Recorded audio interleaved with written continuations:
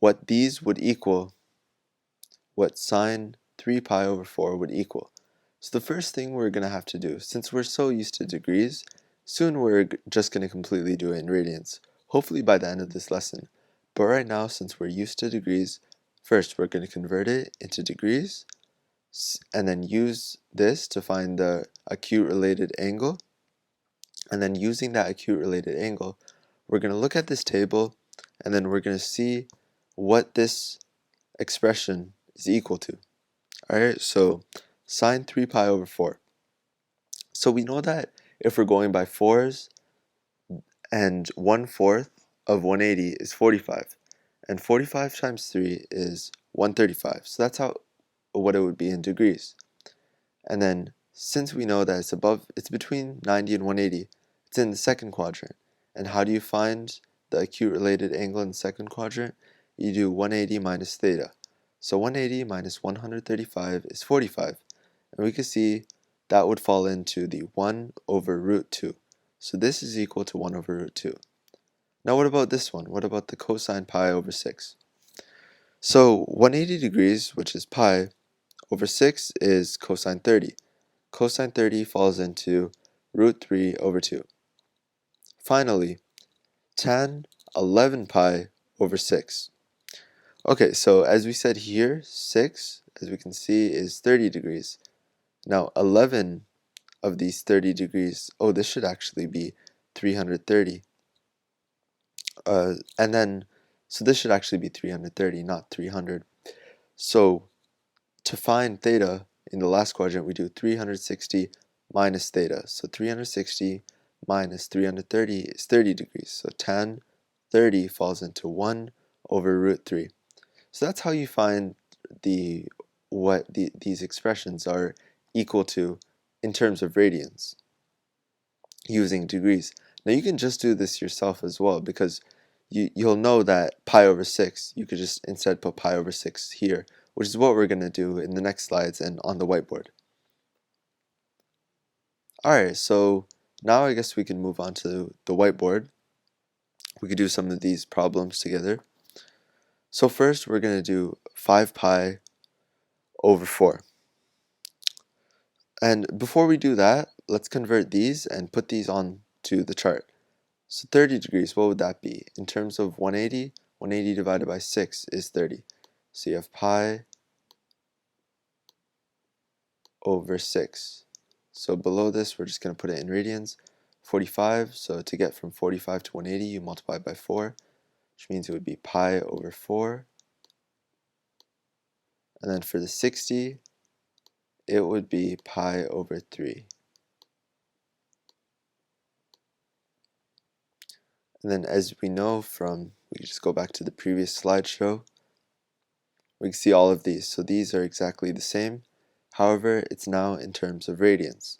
So let's start out. Let's start out here and do this in terms of radians. And remember, a trick for the acute related angles is just to use the denominator. That's all you have to do. So for this one, since it's 4, we know that it falls into here. It falls into the 45 into the pi over 4. So let's go check that. That would be 1 over root 2. And then we could just fill that out here.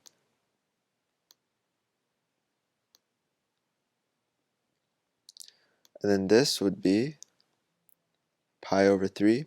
So that would fall into here. So that would be pi over 3, 1 over 2. And that makes sense because it's cosine. Cosine is adjacent over hypotenuse. So for 60, that would make sense. And then finally you have pi over 6, which falls into the 30, which as we can see here is 1 over root 3.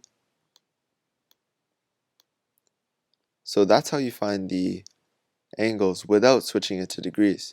You just start off with your table, your primary trig ratios. You put them on the table.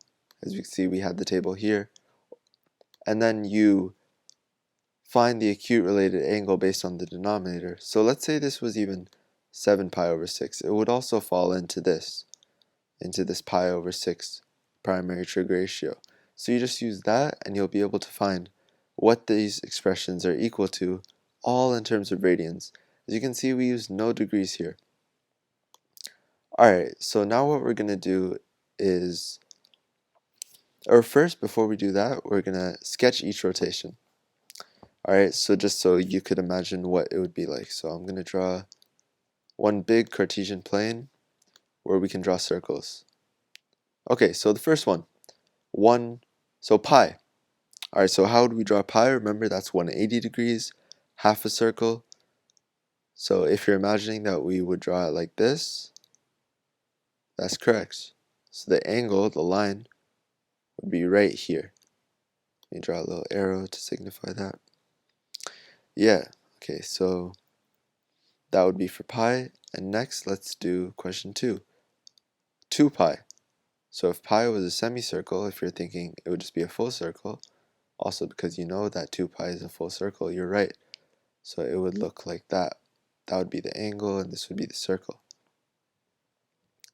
Next is pi over 3, which would be a third of a semicircle, which would be about 60 degrees. So that would be a little bit more than 45. So the angle would be like right here. So right there. That's where it would be. Next, question 4, pi over 6. That would be about here, because there's 6 ways, so 1, 2, 3, 4, 5, 6, until you get a full semicircle. And then finally, 7 pi over 6. So this one, 7 pi over 6, that's also 6, or we should say 6 pi over 6, plus 1 pi over 6, if that makes sense, because that's how I look at it. I like to look at it in quadrants. So 6 pi over 6, that would be until here, and then you have plus an additional 1 pi over 6, right? So this is equal to this, plus an additional 1 pi over 6. So that goes about to here, to about what we previously knew as 30 degrees, and that would be acute related angle to 30 degrees. Alright, so that's sketching each rotation. And then next, we could draw some of these on the Cartesian plane to see exactly how they work. So let's start off with this first one right here. 30 equals pi over 6. So let's just draw that right here. 30 equals pi over 6. Then we could mark them. So this would be 30. Or no, this wouldn't. Well, it would be 30, but in terms of radians, you have pi over 6. So we're just going to do this one. And then this would be 90, which is also pi over 2. And then this one would be, so if this one's 30 and this one's 90, this one would be 60, which is pi over 3.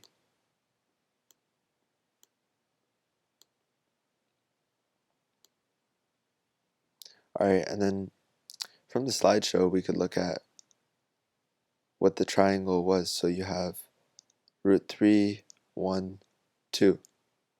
So I'm just going to draw that here. So between these two is 2. On the hypotenuse it was 2.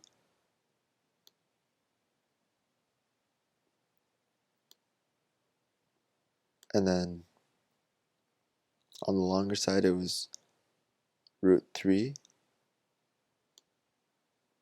And on the shorter side it was 1. So now we can see how all of these make sense. You have 1 over 2 is this over this, which is the adjacent over the hypotenuse, or sorry, the opposite over the hypotenuse. You have cosine, which is the adjacent over the hypotenuse. It's all making sense in terms of pi over 6. Now let's look at pi over 3. You have this which is O over H, which makes sense. See, it's root 3 over 2. And then this works up to here and here as well, the primary trig ratios. And then in terms of the reciprocal trig ratios, let's say we're doing pi over 6. So it would be 2 because right here. So what is cosecant? Cosecant, it's the opposite of this. It's this flipped. So it would be h over o.